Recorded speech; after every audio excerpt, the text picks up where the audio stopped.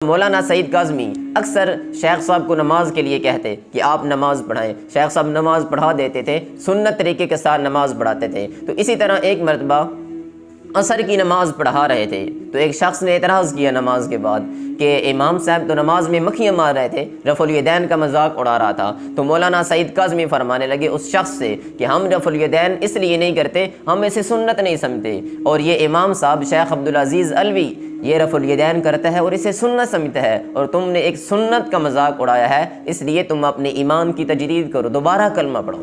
جب شیخ صاحب ان کے پاس پڑھ کر فارغ ہوئے تو مولانا عبدالرشید نعمانی نے اپنے ہاتھ کے ساتھ لکھ کر شیخ صاحب کو سند دی. جامعہ محمدیہ اکاڑا وہاں پر تشریف لے آئے. اس وقت فضیلت الشیخ مولانا محمد عبدہ الفلاح رحمہ اللہ وہاں پر صحیح بخاری پڑھاتے تھے. تو انہوں نے شیخ عبدالعزیز علوی رحمہ اللہ کی ڈیوٹی لگائی کہ جو عربی فاضل کا کورس کر رہے ہیں آپ نے ان کو تفسیر بیضاوی پڑھانی ہے، ان کو عربی ادب کی کتابیں پڑھانی ہے. مزے کی بات یہ ہے کہ شیخ صاحب نے یہ کتابیں کسی سے نہیں پڑھی تھی، از خود ان کتابوں کا مطالعہ کیا تھا، پھر بھی ان طلباء کی تیاری کرا دی.